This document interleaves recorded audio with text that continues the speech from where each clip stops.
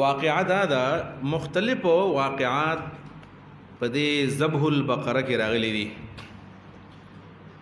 مشهور باغې کې دوه واقعې دي. هغه واقعه دا ده چې په بنو اسرائیلو کې چې کومې فتنې راخورې شوي دي، نو دا فتنې دا د ښځې په وجه باندې راوچتې شوي دي. اول فتنة بني اسرائیل کانت فی النساء حدیث دی چې په بنو اسرائیلو کې اوله کومه فتنه راوچته شوې ده، نو دا د یوې ښځې په وجه باندې. دا ښځه واقع سوه، نو علما د دې سره لګوي چې دا یو کس دی او هغه د تره لور و هغې خوښه وه چې زه ورسره رشته وکړم.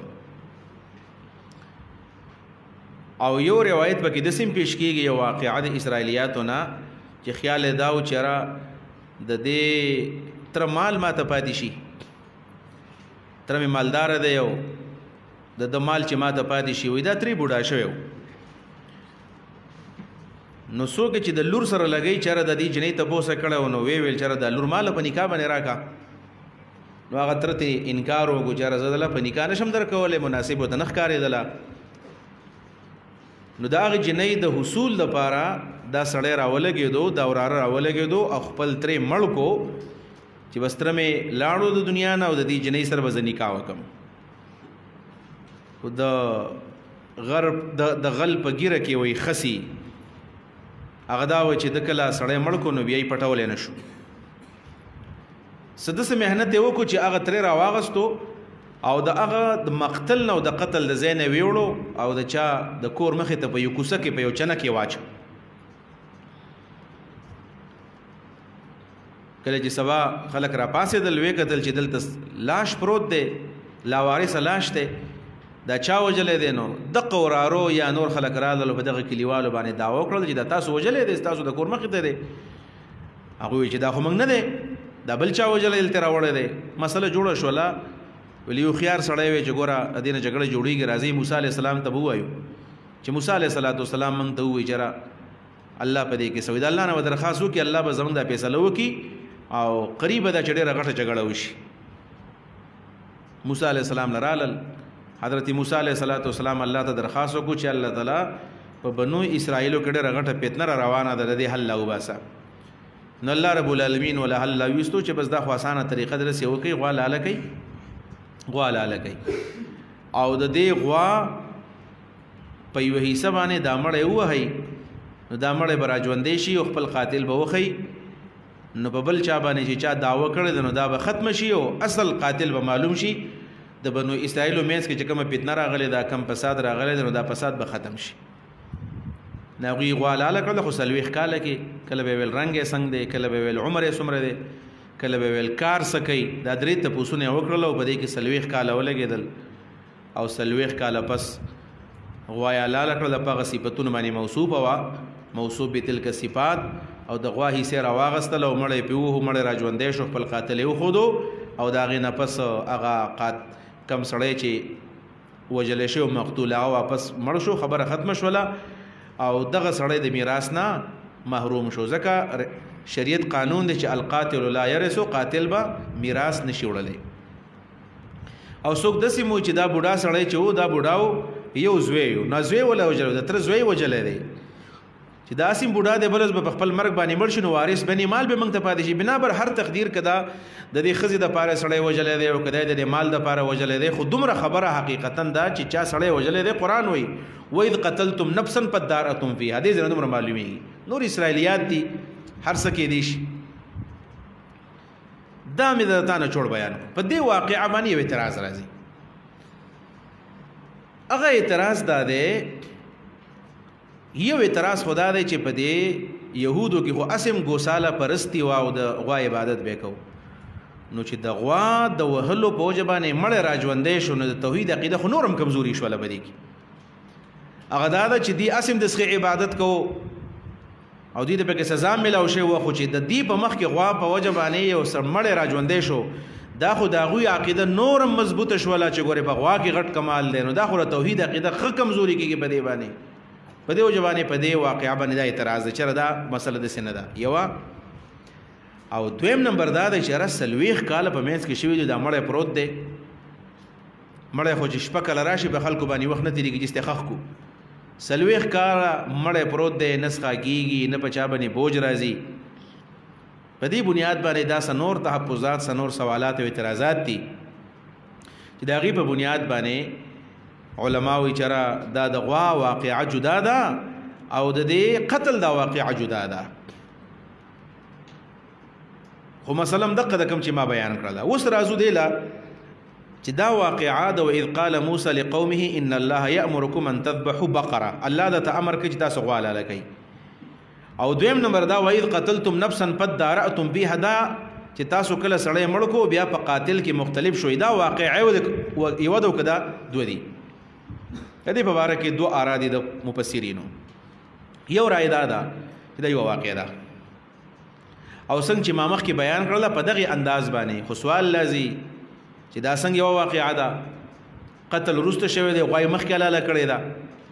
ورته وی کنه وذ قال موسى لقومه ان الله يأمركم ان تذبحوا بقره ولا لكي او مړ لانه دی شوی ورستو بیا چې دا قصه ختم شین وذ قتلتم نفسا فدارأتم فيها والله مخرج الله رئیستون کې دی ما كنتم تكتمون واقعا من یوشن بیانو قران کې داغي الټ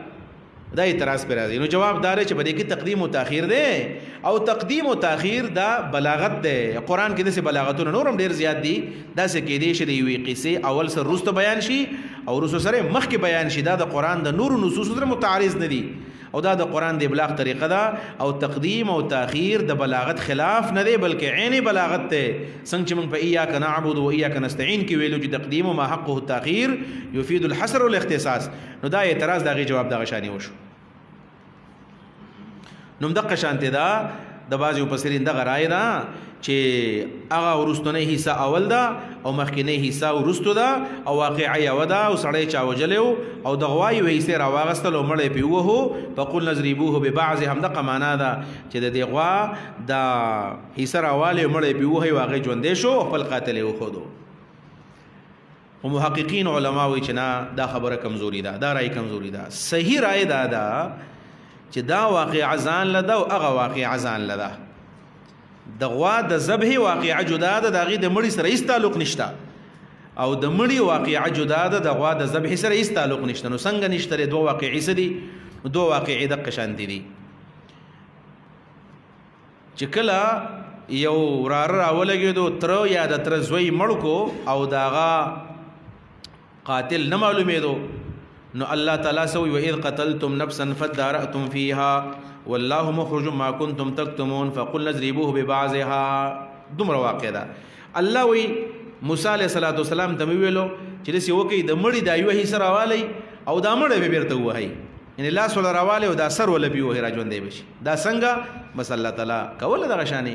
ناوی د مړی لاس را واغستو مړی پیو مړی را ژوندې شو خپل قاتل یو خودو خبره ختمه شوله د قمره واقعه ده بس په دې کې نو تفصيلات نشته بس مړی شوی دی او دا غلا سره واغستو داغه د بدن وې حصے پیواله او هغه را ژوندې شو خپل قاتل یو خودو او بس د بنو اسرائیل مسله ختمه شوله جګړه رااله تنازع رااله او تنازع او جګړه ختمه شوله د دې واقع سره تعلق نشته اوس راځو دی واقع لا چې دا واقعه جدا ده نو دې څه مطلب دی غوي ولا لا ولا نو غوي په دې وجبه لا ولا چې په بنو اسرائیلو کې ګوساله پرستی او د سخی د عبادت محبت پیدا شو کله چې دی میدان تیه ترال نو قران کې راغلي دي چې دی کله رال وجدو قوما دی یو قوم مندو چې يعكفونا چې هغه د یو دغه عبادت کو دی یو شنه تاویدل و دی موسی علیہ السلام ته چې یا موسی اجعل لنا الها كما لهم الها کما لهم الها د کسنګ دی چې زمنګ د پاره د الہ جوړ کسنګ چې دوی د پاره دی هغه د سخی هغه زوړ محبت د دې په ذهن کې پروتو کم چې سامری ولداغه سونې نسخه جوړ کړو دی با وتولاړو او غیر چاپیر بتاویدل او شور به کو غړېدل با او دی به आवाज کو نو هغه مين د دې په ذهن کې پرتا وا نو الله رب العالمین ورته وی چې تاسو نسی وکي غواله لکې ولي الا لکې د دې د پاره چې کله غواله لکې د دې د ذهن نه بد غوا تقدس ختم شي په دیو جبانه امام قرطبی لیکلی دی چې دا غوای ولی الاله کړلا ليهون عليهم معبودهم د دې د پاره چې معبود تسبخ کار کی چې تاسو د غوا عبادت کوئ او تاسو دې طرف خدای وای ګوره تاسو په خپل باندې چړکې راواغستل او د غوام حلال کړله نو که په دې کې څه کمال وي ځان به دنه بچ کړی وي لہذا د غوا د حلالولو حکم په دې وجه باندې وشو چې د دې د ذهن نه د غوا تقدس ختم شي او د توحید عقیده پکې راسخ شي د الله رب العالمین په ذات باندې یقین پیدا شي چې اصل څه کوي الله یې کوي د عبادت مستحق الله دی غوا د عبادت مستحق هم نه ده او نه غوا څه کولی شي د دې دپاره الله رب العالمین ورته ویلو چې تاسو دا غوا حلاله کوئ دغه دوه واقعات دي دا دوه قوله ما ذکر کړل مونږ ول دا راجح دی ولې راجح دی دا غي یو څو وجوهات دي یو دا چې مخکې مونږ ویلو چې اس کله په واقعه داخل شي د مطلب دا چې دا مستقل ځان له واقع ده دلته په دې باندې اس داخل شوی دی ورستو په غي باندې اس داخل شوی دی و اذ قتلتم نفسا و اذ قال موسى دا دوا مستقل جدا جدا واقعات یو دویم نمبر دا چې په دې کې تقدیم او تاخير دی نو تقدیم او تاخير ټیک د چې بلاغت دی خو دومره مکمل طور تقدیم او تاخير چې د یوې قصې اول سر رست تللی دی او رست سر اول راغلی دی نو دا د حقیقت خلاف دی یو پکې دا تقدیم تاخير دی دوا او دریم نمبر خبره دا چې دی غوا حلاله کړله نو د غوا د حلالولو په وجه باندې د غوا عظمت کمیږي نو نورم زیاتیږي نو دا پکې بل نقصان دی او سلورم نمبر خبره پکې دا چې مړی سلويخ کاله څنګه پروت دی چې دی دا نخه خی دا هغه فسادونه دي چې دی په بنیاد باندې علماوی دا مستقل ځان لا واقعات دي د وی واقعي د بلې واقعي سره هیڅ قسم تعلق نشته دی هیڅ قسم تعلق نشته البته په دې کې یو دریم قولم بعض علماو د سی ویل دي دا د امکان شانه دی راجح نه دی هغه دا چې د غوا د حلالولو حکم الله تعالی او تکړو چې غوا حلاله کوي دي ځان تګران کړله غوای کتله سلويخ کله پس کله میلاو شولا نو په کوم ورځ باندې چې حلاله ولا نو په ورځ پکې مړې مراغې نو اتفاق راغلل نو الله تعالی ورته ویل چې اسیم غوا تیار ده څوک د غوا په دې سبنه د مړې وه نو دا برا ژوندې شي او خپل قاتل وو خدا به کې دریم امکاني شانه یو سورۃ هم علما ویلې دي وې دا وخت یادولو قابل قال موسی چې ویل موسی علیہ الصلوۃ والسلام لقومه خپل قوم ته ان الله یقینا الله تعالی یامرکم امر کی تاسو ته ان تذبحوا د علال استاس بقره غوالرا بقره غره غواته نه وی وازی لکه دلته د غوا ذکر نه دی ځکه چې دلته خو بقرتون غوا مؤنث راغلی دی خو ورستو د دې بعضی صفاتونه مذکر دي لکه فارز بکر عوان دا د مذکر صيغه دي بیا او بیا بقره صفراء راغلی دی بقره صفراء ورستو راځي ان البقره تشابه علينا بقره الته بغیر د تان راغلی دی او تشابه د مذکر صيغه ده تشابهت واحد مذکر غائب او بیا انها بقره لا ذلول او بیا مسلمه کړه د مذکر صيغه راځي او کړه د مؤنث صيغه راځي کړه د مذکر صيغه دی او کړه د مؤنث په دې بنیاد باندې کړه دې ترجمه مو ویو کو غواو کو دوانه صحیح دي او بعض علماء معنا کوي چې بقره معنا غوین ساروي نو غوین کې بیا لکه میخه او بل سنډه وته وي میخه او سنډه نو هغه ته میخین وي او غوین مطلب دا چې یو غوا ده او بل غوی ده نو که غوا ده او کدا غوی ده ځکه چې صفاتونه دوانه راغلي دي ان الله یقینا الله تعالی یامرکم امر کی تاسو ته ان تذبحوا دلال او استاس بقره یو غوین ساروی لرا دې د پاره چې اطاعت معلوم کی ولا لیکن علی نو یو مردام د چې دای د دوی اطاعت معلومه او چې په دې کې اطاعت شته او کني چې jihad لبی لګي کنه نو اطاعت معلومه او داسې په قران کې نورم ډېر مثالونه شته چې د چا د اطاعت د معلومولو په خاطر باندې هغه ته یو هم ورک ورکړل شوی دی لکه طالوت چې کړه د جالوت مقابله لتلو نو خپل قوم په څه باندې ازمایلو په وبو باندې بل تاسو وبنس کوي د اطاعت د معلومه او دویم دا چې معبود اسپکی قالو دی ویل اتتخذنا آیت منغنی سی حزون پټو قبانه آیت منغ ټوګه کې دا خبره ولي وکړه چې ټوخي را سره کې نو دی جواب دا دی چې غواله لول اغه ته مور لول نو مور لول ته داس تمره ګران کار دی چې غواله دماغ دی خراب دی غواله لکو لکه هندو ته سړی غواله لکه هندو انډ خوري نه هندو غوخه نه خوري نه د غوا غوخه خوري نه د بل څه غوخه خوري او غوا ته مور ښکارا کیږي انډ نه خوري نه غوخه بسو خوري او سړی هندو ته چې غواله لکه په دې کشمیر کې چې کله په غټ اختر کې څوک والا لګي کنه هندوانو څخه کم حشر کوي بیا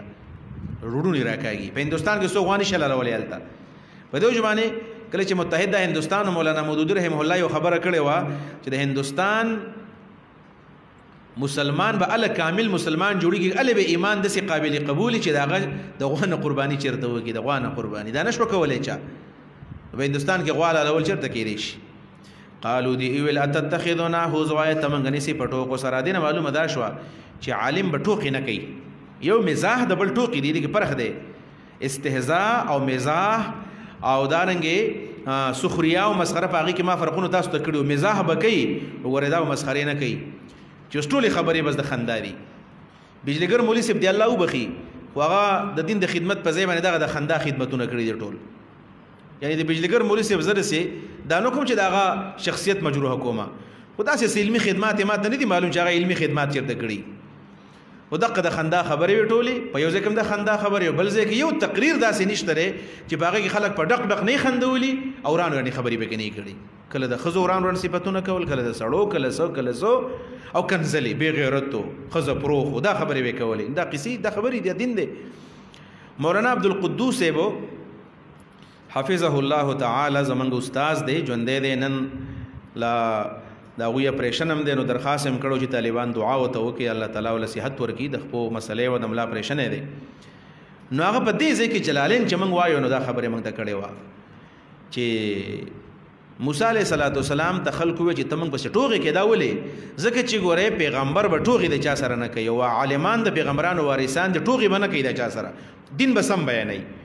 په دې ځکه باغم ویل چاره مولانا بجلیګر سیب ټیک دا عالم دی او خدمات به مې د سجن د سنه چې نبی کړی الله تعالی به ان شاء الله تعالی بخله ولادي او بخي الله دې تعالی ټول سیئات او تقصيرات معاف کی خدا په جماعتونو کې خندګانې کول او خلک خندول او دا قسم خبرې کول او دا د سخت منهج نه دی او وسه یو سی بجلی بجلیګری ثانیه مو خلکو د بجلیګری ثانیه نه هغه سکړو چې تبس وکي انا بده کو څه پیدا نشته راګنه چې خلک خندې بجلیګری ثانیه او ثالث او رابع شولې نو پیدا بس وکي کنزلې کول او ټوغې کول او خنداګانې کول دا څه شی دی مناظرو کې اکثر تاسو ګوره کنده د مناظرو به خاندي به زی او که څوک به خی بارد بټی کوي دا بس خاندي د شی دی دا د علماء سره خون نه کوي دین داسې نه بیانېږي قالوا اتتخذنا هزوا نو موسی علیہ السلام سوی قال موسی علیہ السلام ویل اعوذ بالله زپنا غوانم د الله سره ان کنا چې شمزو عن من الجاهلین د جاهلانو نا اعوذ بالله پنا غوانم په الله باندې د الله سره نه کونه د کېدلو زمانہ من الجاهلین د جاهلانو نا زپنا غوانم زب چرته خندا وکم او زب استهزاء وکم نه استهزاء نه کوم د الله حکم درته ویم نو قالو دی ویلو ته پوښتنه شروع کړل ادعو لنا وغړا زمنګ د پاره ربک د خپل ربنا یبین چې بیان کی لنا من تما هيا دا څنګه غواده په اعتبار د عمر باندې دا څنګه غواده په اعتبار د عمر باندې عمر یې څومره دی دې اتتخذنا هو زوا کې یو خبر دام دا چې الله رب العالمین ورته ویل چې د قوم ته دی و چې غواله لکی نو موسی علی السلام لاله لکی دی ویل تمنګ بس خان وې دا زکه ویلو چې موږ ستانه تپوس کو د قتیل په باره کې نسألک عن القتیل من قتله موږ در د قتیل او د مقتول تپوس کو چې چا وجل دی وتأمرنا بذبح البقره تمنګ ته چې غواله لکی د دې سره څه تعلق دی دې تعلق څه دی نو تمنګ سره خنداګانې کې نو قال موسی علیہ السلام وتویل انه شاندار یقول الله فرمای دا هو ضمیر او ها ضمیر په دې کې فرق دی چې د ان سره کلمه ملګری شي کله چې د ان سره ضمیر د هو راشي انه د ضمیر شان وای او ضمیر شان مرجع نه غواړي ضمیر شان مرجع نه غواړي او دویم نمبر چې کله سره ها ضمیر راځي شي نو هم دغه ته ضمیر قصه وي او دا مرجع نه غواړي او دا د یو شی عظمت شان بیانای نو قال ویل موسی علیہ السلام انه یقینا شان دا یقول الله فرمای انها قصدا سدا چې دا بقره یغوادا لا فارز ولا بکر لا فارز نبوډی دا ولا بکر نزوان دا دا څنګه وا د بوډی هم نه دا ځوان هم نه دا چې بوډی هم نه ځوان هم نه سي هیڅ غواګانې هونیشته یا بوډی یا بځواني او بچي ځکه نه دی چې ګوره غوا دا نو غوا خو بچي هم نه عوان درمیان دا بین ذالک پمین د دې کې عوان درمیان دا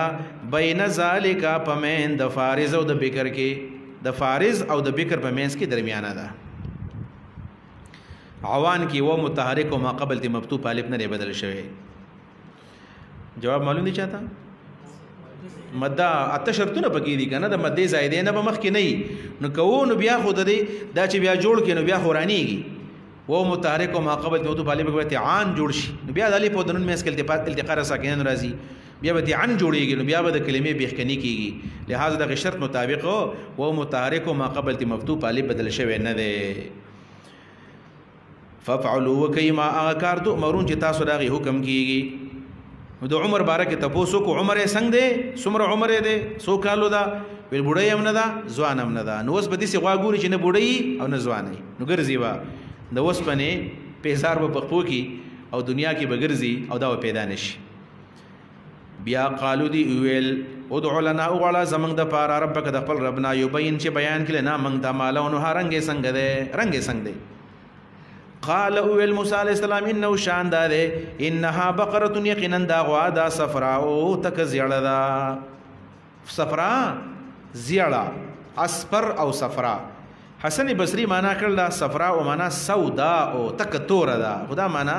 امام قرطبی پیرت کړی دی چې نه دا تور نه صفرا زیړې ته وایي څه بعید ده چې موږ صفرا معنا په سودا باندې کوو څه مجبوری ده لہذا صفرا معنا په سودا نه دی کول پکار صفرا زیړې ته وایي انها بقره دا غوا ده صفرا او تک زیړه ده فاقع لونها خالص دی رنگ د دې غوا تسر الناظرین خنور کوي کتون کو د دومره زیړه ده چې څو ګورته ګوري نو څه خن ولور کوي چې مزیدار ده د عمر خبرم ختم شولا رنگ خبرم ختم شولا په غوا کې دریم صفت څه دی د غوا خډيري پیدا دي کنه یو غوا خلک شوقي ساتي نو شوقي ساتي نو رنگ دی ګوري بیا چې څنګه غوا چا تور غوا خخي د چا سپینه خخي د چا سره غوا خخي چې څوګي رنگ ته ګوري دویم نمبر دا د غوا شوقيان عمر ته ګوري شوقيان چیرې د خزوان غوي مزیدار خيستا او بکور کې ولاړی او چې کله بوډۍ شي نو دا غینه خلک بیا کومه فائدہ لي بوډۍ غوا خلک سره پيو لالي چیرې پي ټینګ شي واجه څومره بار بار لنګيږي په یو کې ټینګواله راځي دغه فائدہ ده او دغه سره سره غوخه ته خلک محتاج دي غوخه خلک خوري دغه نه علاوه په واګانو باندې خلک او بخوره کې ارټ د پاره استعماليږي دغه سره سره یو په خلک کوي ماستو پي غوړي شودو شملې دات خلک لري فائدې دي دا به یو فائدہ ذکر شو چې فاقع لونه حتى سر الناظرین دا شوقيان خلک یادي قالو دی ویل نو دریم نمبر دا چیرې عمل معمل سکی ادعو لنا وغلا زمنګ د پاره ربک د خپل ربنا یبین چې بیان کی لنا مونږ ته ما هيا سد صفت د عمل د دیغوا ما هيا د دیغوا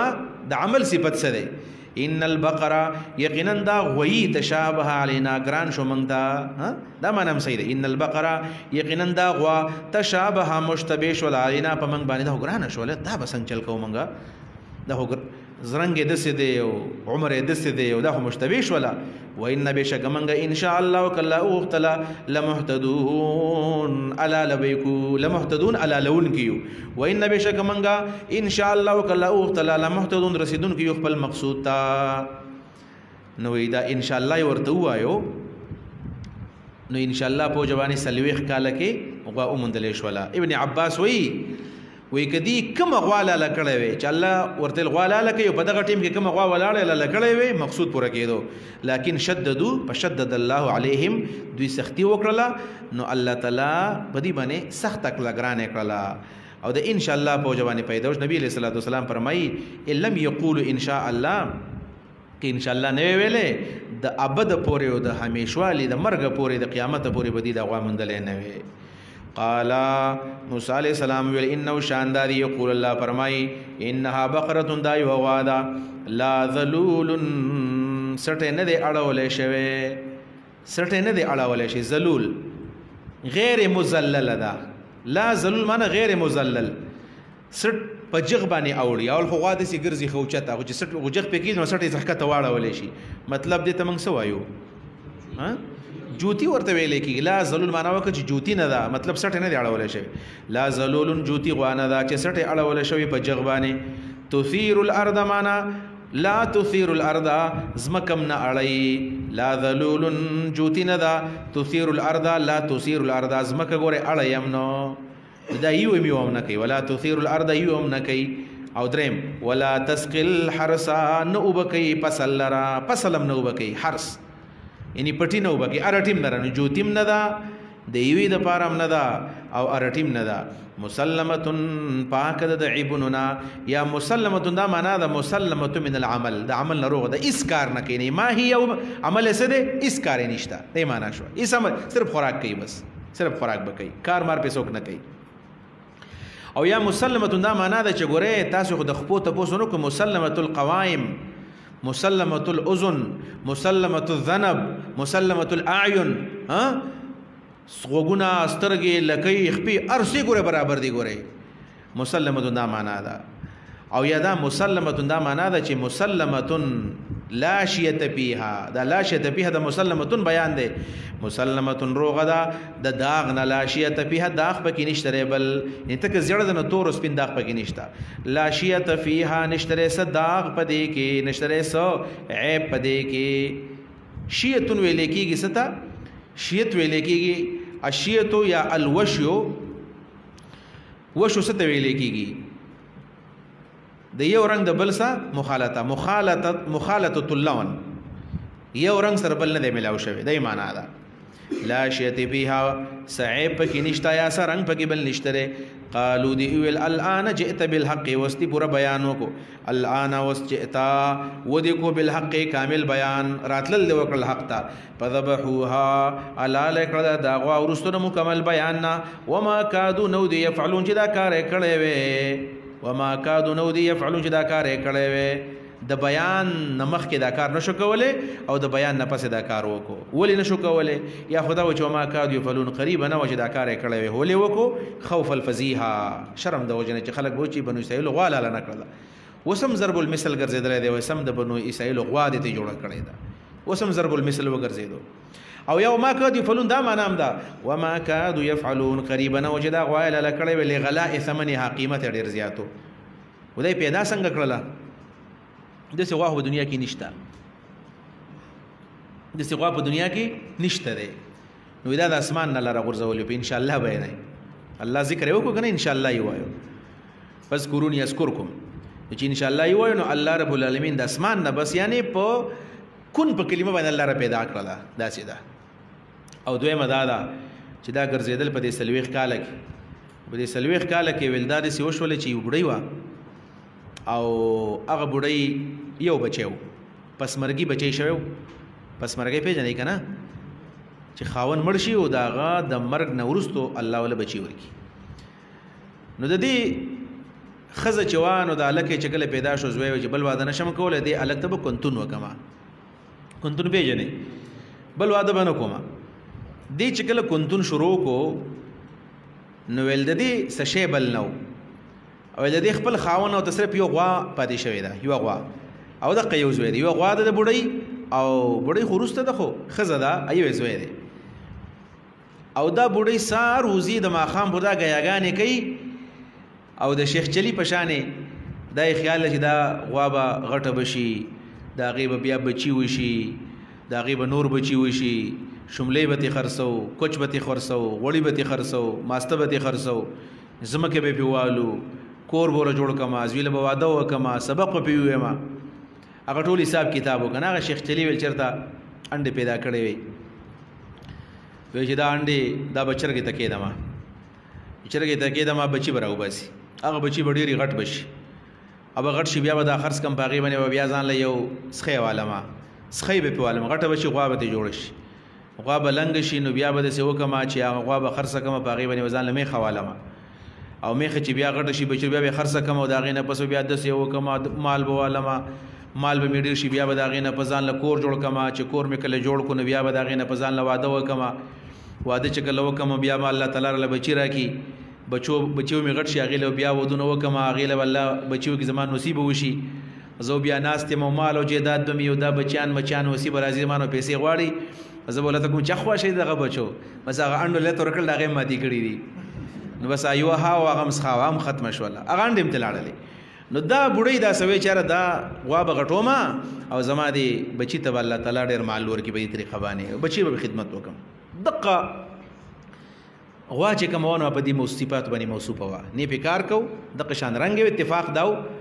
بنو اسرائیل سلويخ کال چې وګرځېدل ویل پلاني ځنګل کې بوډۍ ګرځي دقسې غوا ورسره ده لاړل پسې دا غواره له راکړه وتل دا خو زما د خاوند لاس نښه ده او دا خو ما دې خپل زوی ته کنتون کړی دی او دا خو زه هېڅ چاله نه ورکوم او په دې به زه د زوی له واده کوم دا به کوم هغه به کوم دا به کوم هغه وویل چې سم غواړې راته وایه ولآخره شرط ولګوو چې دا شرط به چې دا غوا تاسو حلاله کوي دا سترمن به تاسو د سرو زرو لړه کوئ اوس پکې دننه د هر څه دي بیا به د سرو زرو غوا ته جوړه کوي ویل دا به هم دله وکړو چندې وله وکړله او هغه سرمن یې وله د سرو زرو ډکه کړله بوډۍ کور ته راوړله مزې یې وکړلې بوډۍ او دا د خپل زوی سره وفاداري وکړله د بچي خدمت یې کوو الله رب العالمین دومره مال ولا بیا ورکو والله اعلم اسرائیلیات دي لا نصدقها ولا نكذبها یو واقعه ده وما كادوا يفعلون دقه معنا علماء وکړله دا یې تو ویلک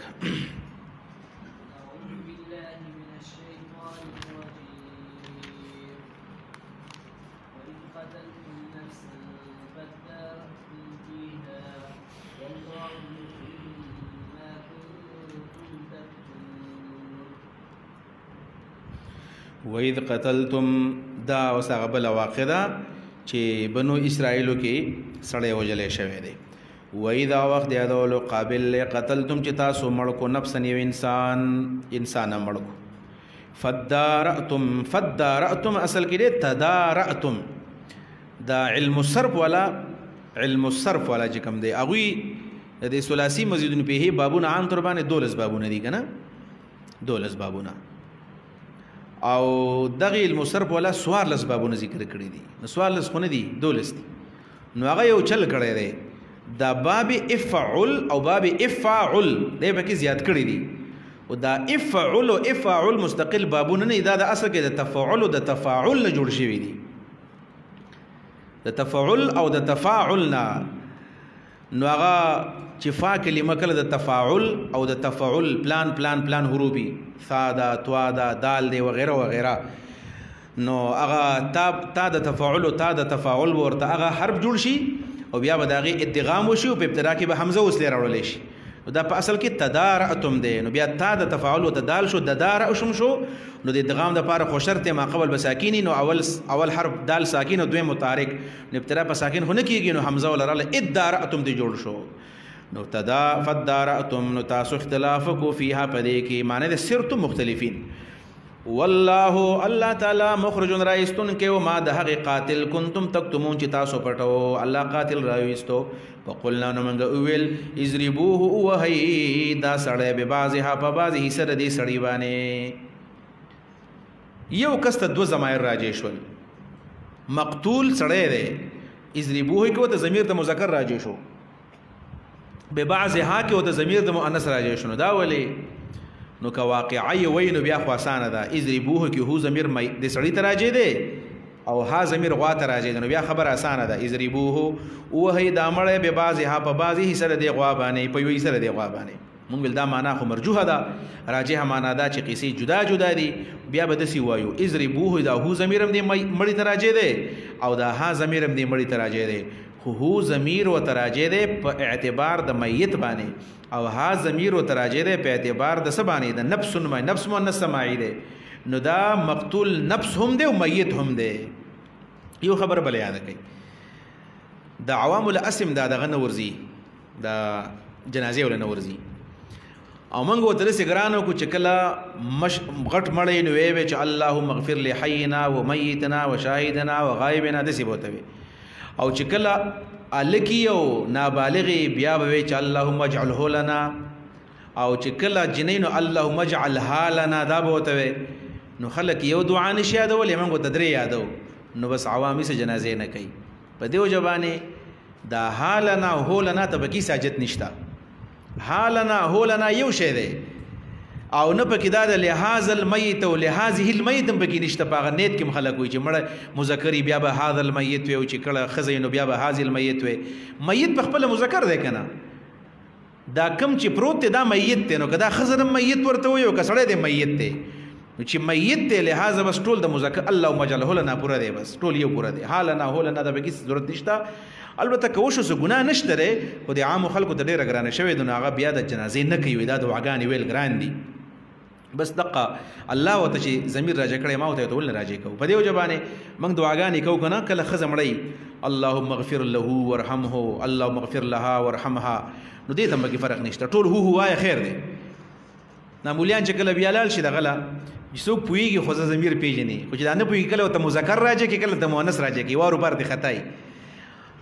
چې د سپینو ټوپۍ وي نو دا چې د مولا ناسي نو هغه باندې بیا پرشر راځي دا په ځان پرشر مراو ټول مذکر ضمیر راجع کوي دا ښځې ته هم راجع دی او سړي ته هم راجع دی پوه شو په خبره باندې که نه الله ورته راجع کړی دی فقلنا نو موږ وویل اضربوه وهئ دا مړی ببعضها په بعضې حصه د نفس باندې کذلک نو فضربوه ببعضها فحیه فضربوه ببعضها فحیه نو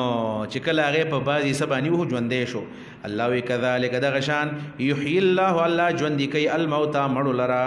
د دې واقعي غرض څه دی بیا چې تاسو دا اوس په یوه حصه باندې د مړي حصه ووهئ دی ورته اصل کې بعث بعد الموت ښودو چې الله تعالی به مړي داسې را ژوندي کېدی د دې دپاره دا واقعه الله بیان کړله او هغوی ته یې حمله نه ښودله کذالک دغه شان څنګه چې په دې ځای کې دا مړی را ژوندی شو یحیی الله الله به ژوندي کړي الموتى مړي په قیامت کې چې تاسو ته وښایي او چې کله دا ژوندی شو نو خپل قاتل یې وښودو او ثم عاد میتا قرطبي بیا مړ شو ویریکم آیاتي الله ښیي تاسو ته خپلې نښې لعلکم دې لپاره چې تاسو تعقلون عقل نه کار والی و تاسو د عقل نه کار وانغستو په کار دا و چې ستاسو زړونه نرم شوي او ستاسو زړونه نور هم سخت شول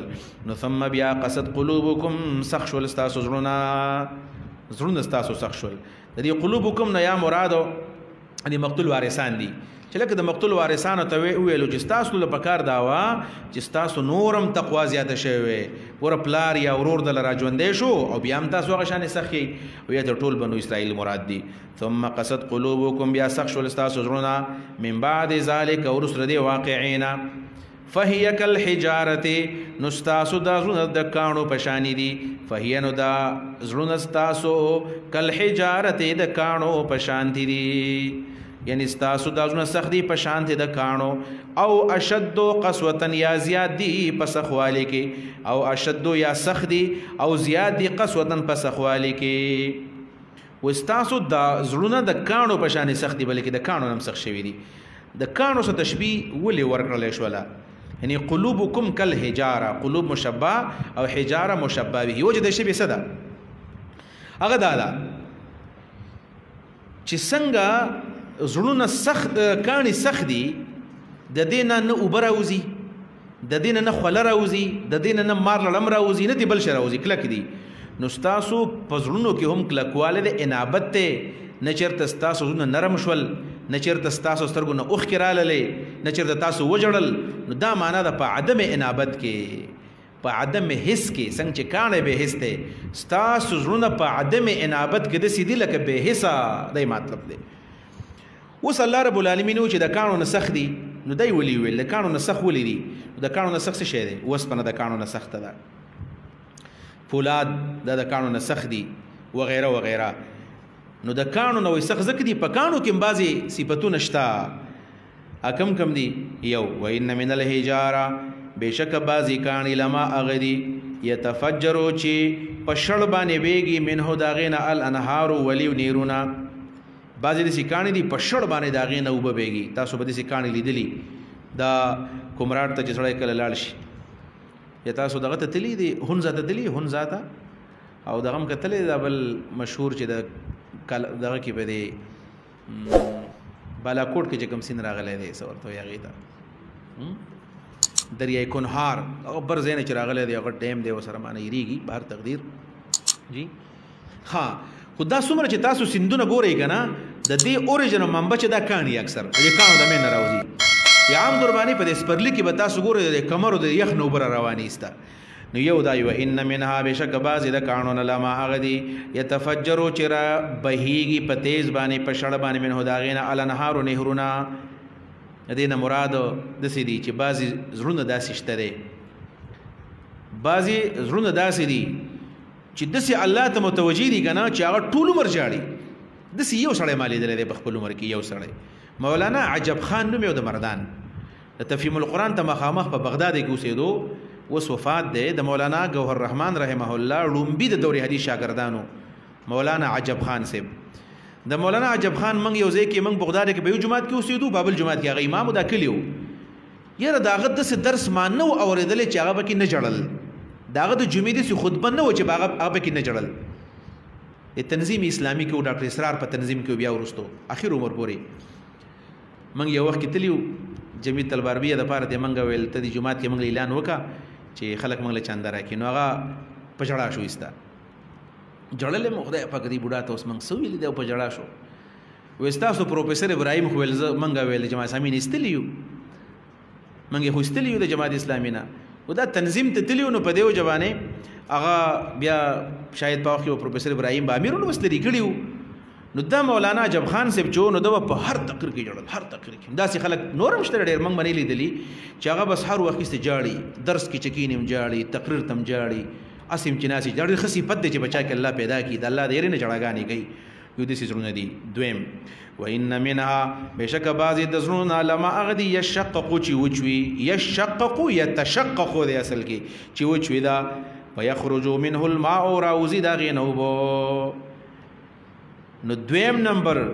زړونه داسې دي چې ټول عمر نه جاړي خو کله کله بس ناسي بس په دې کې به چغې کې چغې وکړي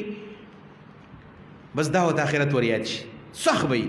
یاره نه جاړم خو نن دې پلاني مولي صاحب سم وجړولم نن دې پلاني واقعي ډېر ودردولم نو بعض زړونه اسې جاړي کله کله وان منها بشک بعضې د دې زړونه نه ما هغه یحبط من خشیة الله چې دا راغړي د الله تعالی د یېرې نه داسې کاڼي به چا به پې زور نه کړی او درس کاڼي ګړ ګړ ګړ راورختو نو ان منها لما یحبط من خشیة الله نو بعضې زړونه داسې دي چې هغه کله کله نه تقریر اورېدلی دی نه چېرته چا ورته خبره کړې ده اتفاقا د هغه په ژوند کې یو دم چینجز راشي یو دم ایسته متقي وګرځي القلب بین اصبع الرحمن دا درې قسمه زړونه دي یو دقه تطبیق دی چې د کاڼو درې صفتونه دي دلته درې قسمه زړونه بیان شولې هغه زړه دی چې هغه ټول عمر د الله نه هېرېږي دویم هغه دی چې ټول عمر نه دی خو ټیم په ټیم باندې هغه وچوي په یو وخت کې یو د هغه نه بیا اوښکې روانې شي او دریم نمبر دا دی چې الله تعالی یو دم بدل کړي بعضې علماو د دې داسې تطبیق کړی دی چې کله یو سړی الله رب العالمین ته هدایت وکړي او زړه کله نرم شي نو اول اوښکې په کوم ځای کې راځي په زړه کې راځي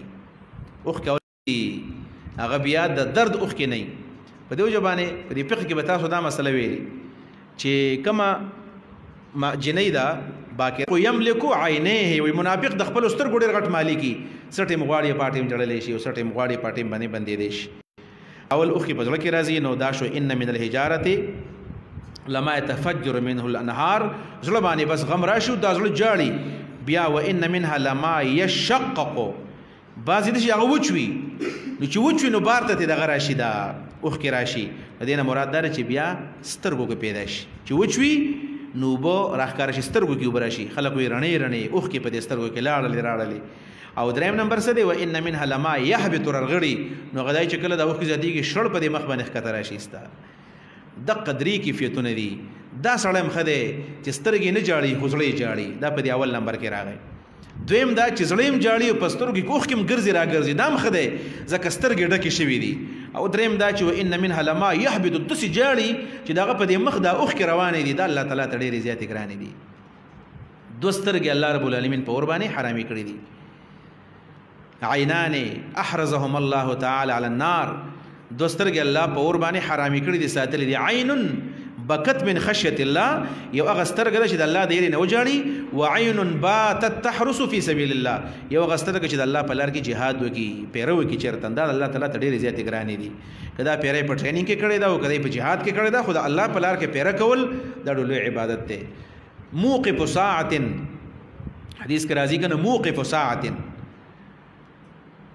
في سبيل الله موقف ساعة في سبيل الله عند الحجر الأسود ليلة القدر خير من الدنيا وما فيها. و یو سړی چې د الله په لار کې صرف او صرف یو منټ ایثار شي، موقف ساعة في سبيل الله خير من قيام ليلة القدر عند الحجر الاسود. د الفاظ دي د الله په لار کې یو منټ پیروږي او بل طرف ته یو سړی د شب قدر په شپه باندې د حجر اسود په خوا کې عبادت وکړي ټوله شپه، دغه نه یو منټ پیرسه د ودا بهتره ده. جهاد دومره غوره عمل دی. موقف ساعة في سبيل الله خير من قيام ليلة القدر عند الحجر الاسود. نو پای وان منها لما يهبط من خشيه الله وما الله بغافل عما تعملون. الله تعالی غافل نه دی ستاسو د عملنا. یو خبره صرف دا ده چې دا خو هغه صفاتونه بیان شول چې زړونه نرم شي، زړونه نرم شي. نو زړونه نرمېدل دا د سعادت نښه ده. څوک چا چې زړه نرمي دا نښه ده د څه د سعادت، او چې زړه کله سختي دا نښه ده څه ده د شقاوت ده. د حضرت انس حدیث ته چې رسول الله فرمایي صلی الله علیه وسلم اربعه من الشقاوه، سلور صفاتونه د بدبختی نښې دي.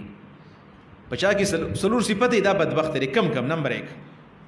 جمود العين، سترګې وچې دي ستا وچ سترګې سړی بدبخت دی، چړو جاړي نه پروا یې نشته لري. لس مړی موشي د په ځړه باندې څه غم نه راځي، هیڅ قسم جړا نه ورځي. والله جمود العين سترګې وچې دي. دویم نمبر دی قساوة القلب، زړه سخت شو د چا، زړه سخت دی، دام شقاوت دی. او دریم نمبر دی طول العمل،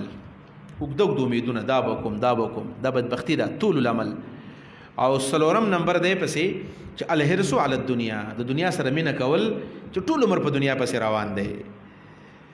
وما الله بغافل عما تعملون افتطمعون ان يؤمنوا لكم وقد كان فريق منهم يسمعون كلام الله. د دې نه ورسته وسو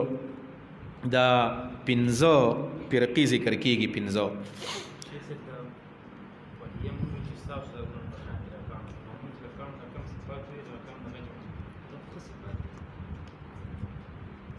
ګوره ستاسو زړونه د کاڼو په شان شول، ټیک شو. نو دا ښه صفت دی چې په کاڼو کې دا د صفتونه دي. دا صلابت خو په زړه کې پکار دی او دا صلابت خو په زړه کې پکار دی چې راشي. اوس په دې کاڼو کې درې صفتونه دي. په کاڼو کې د سخوالي باوجود په کاڼو کې درې صفتونه دي. یو دا چې دا هغه په زړه کې اوښکې راشي، دویم دا په سترګو کې راشي، دریم نمبر دا چې بار راوبېږي. خو ستاسو زړونه داسې سخت شول چې د دې صفتونو نه خالي شو. اشد قسوة په دې دلیل دی، د اشد قسوة تاکید په دې دلیل دی چې په هیکل حجارت هم دا خو ټیک شو. او اشد قسوة د کانو نم سخت شول، ځکه چې وان من الحجارت کانو خو خدي دا صفاتونه پکې دي. خو ستاسو زړونه د دې خیرونه خالي دي. دا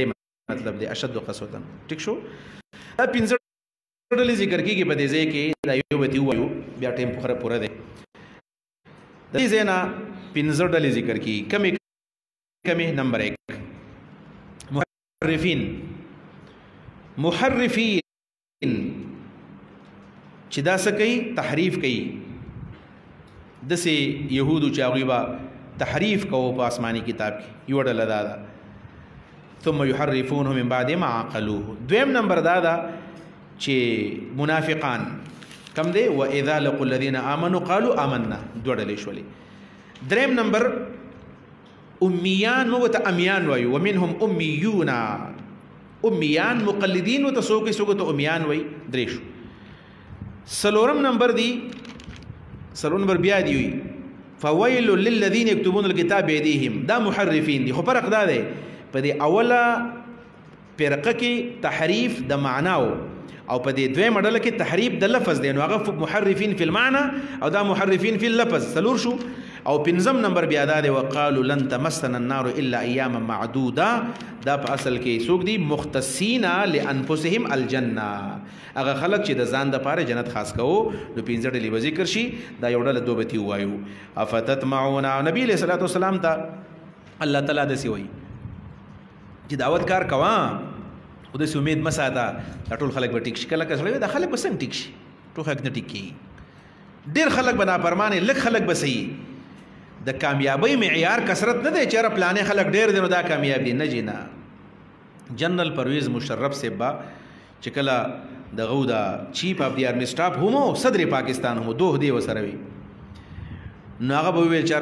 تعز من تشاء وتذل من تشاء، دا آیتونه به هغه ډېر زیات ویل. تؤتي الملک من تشاء وتنزع الملک ممن تشاء وتعز من تشاء وتذل من تشاء، چې الله جسے چاہتا ہے حکومت دیتا ہے، جسے چاہتا ہے لے لیتا ہے. دا بیا هغه ډېر زیات ویل چې الله مال حکومت را کړی، زه خو مزه کې مال را کړی دی. نو بیا ورته دا پته نه و چې وسوګې بدې شو، نو دغه نه بیرته بیا علي. نو بیا دې مطلب دا دی چې حکومت ورکول دا د دې نښه نه ده چې دا ښه دی. په دنیا کې مسلمانان حکمرانان لږ دي او کفار ډېر دي، خوښ دي سو نه. په دې بنیاد باندې د کامیابی معیار دا نه دی چې څوک ډېر دي یا په دنیا کې کامیاب دي. حق پرستی په چا کې دا قرآن سنت تابعدار دی، دغه سړی کامیاب دی. نو نبی علیہ السلام ته الله وشي دا تمه مساته، تمه کې درې ټکي دي، درې وڼه خالی دي. توا ټکی وته نشته، میم ټکی وته نشته، عین ټکی وته نشته. نو تمه چې کې خالی لاس به تیرېږي.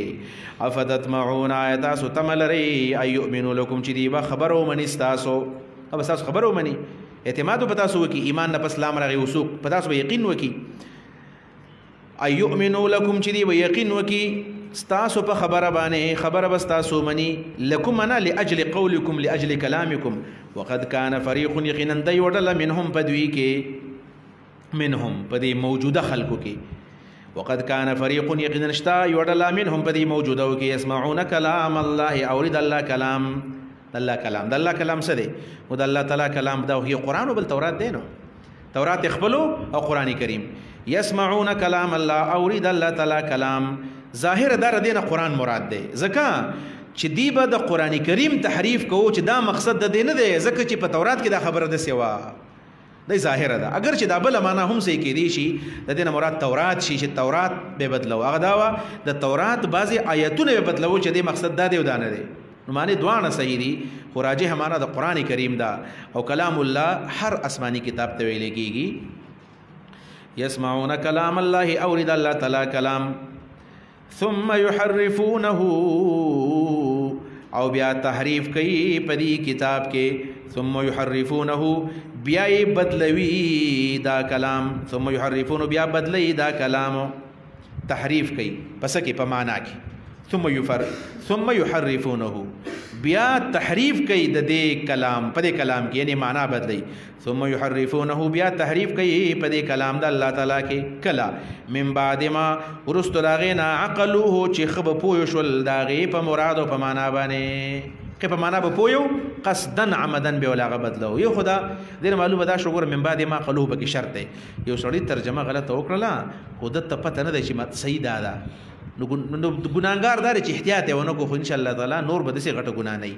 خو چې سړی خپويږي چې مطلب د رعایت دانه دی او بل دی بیا هم دا بیانې، دا بیا ګناګار دی. یعنی یو طرف ته قول راجح دی، بل مرجوح دی، او دا پویږي دا راجح دی او دا مرجوح دی. راجح پرېږدي او مرجوح علي ګناګار دی. او کنه دی خبر چې بس باندې بیا عمل وکړو ان شاء الله تعالی دا بیا مصیب به او دا به مختی بنئ. من بعد ما ورسلاغنا قالو چې خب پوه شول د دې په مراد او په معنا باندې، او هم یعلمون دی بخبودل چې دا کار د ګنام دی، خب پویدل چې دا کار د څه دی، د ګناه کار دی. دا هغه محرفین شو. دویم واذا لقوا الذين، دا ایت لګران دی په دې باندې ټیم لګي او خیال دا پوره دی. واخر دعوانا الحمدلله رب العالمین. ټول ملګری دعا کو. مولانا عبدالقدوس صاحب نن هغه اپریشن دی، ډاکټر عطا الرحمن صاحب هغه ټول شاګردانو نه درخواست کړی ورته چې ټول څومره دورې ته پاسیر دي نو هغوی ته دعا وکړي، ځکه شیخ الحدیث ته کمزوری دی او د هغوی تکلیف دا و چې خپو یې کار نه کوي، ویلچیر کې به راوتو. نو هغه ډاکټر ورته ویلو چې ستا د ملا مسله د رګونه، نو که دا بالفرض اپریشن وشو کامیاب شو نو بیا به ګرځېدی شي. نو دعا وته کې اللهم صل علی سیدنا محمد وعلى ال سیدنا محمد وبارک وسلم. الہ العالمین زمونږ شیخ محترم الله تعالی روح صحت ورکا، الله تعالی اپریشن دی الله تعالی کامیاب وکړه. الله الہ العالمین د دین خدمت کوي، مدرس ته، شیخ الحدیث ته، الله تعالی په ویل چیر کې خپل کلاس ته راوځي. الہ العالمین روح صحت ول ورکا چې په خپل خپو باندې کلاس ته راوځي. الله خپل عبادت ته جوړ کا. الله موږ دغه استادانو د لپاره صدقه جاریه وګرځوا. الله تعالی زمنګ شاګردان زمنګ د لپاره صدقه جاریه وګرځوا. الله زمنګ د جمله شاګردان کدا طالبات دي کدا طالبان دي، الله لوی عالمان ته جوړ کا. الله با عمل عالمان ته جوړ کا. الله د دین د لپاره د نیک نامۍ سبب وګرځوا. دا نور مشران زمنګ سره درس کې ناس دي، زنانه مرضی مشرانه، هغه تم دعا وکړه الله تعالی په دلار کې دیو موږ ټول لمرګ راکا. الله په ژوند کې خیر برکت واچوا. زمنګ د ټولو ناراضي شه، خاتمه په ایمان باندې وکا. وصلی الله تعالی علی خیر خلق.